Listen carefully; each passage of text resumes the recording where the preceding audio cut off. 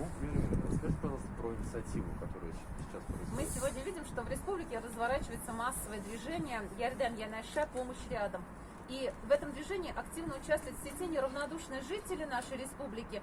Оно начиналось с помощи пожилым людям, старше 65, кто одинок. И вспомните, вот в этой ситуации в связи с пандемией коронавируса стал вопрос о том, что эти люди должны находиться на самоизоляции, им должна быть организована какая-то помощь. И постепенно это движение выросло в такую массовую гражданскую солидарность, когда помощь оказывается не только в доставке продуктов и какой-то узкой категории, а это помощь вообще всем тем, кто в этой ситуации оказался в сложной жизненной ситуации, кто испытывает какие-то сложности. Это многодетные семьи, семьи, где, к сожалению, допустим, один из родителей не выполняет свои алиментные обязательства, семьи, воспитывающие детей, инвалидов.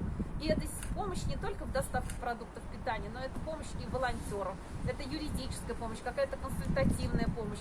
И вот сегодня в этом движении свою, так скажем, позицию выразила и торговая сеть «Магнит», которая совместно с Кока-Колой выступила с инициативой оказать помощь в виде продуктовых наборов. Их порядка 13 тысяч, и они направляются семьям, где воспитывается 4 детей. Потому что действительно большое количество детей, это всегда, мы понимаем, и большие затраты. И, конечно же, продуктовые наборы вот в этой ситуации, это как никогда кстати. Такая действительно существенная помощь и, со стороны этой компании. Мы благодарим всех тех, кто присоединился к этому массовому движению. И действительно оно показывает, что по-настоящему помощь рядом. Ярдем Янаша.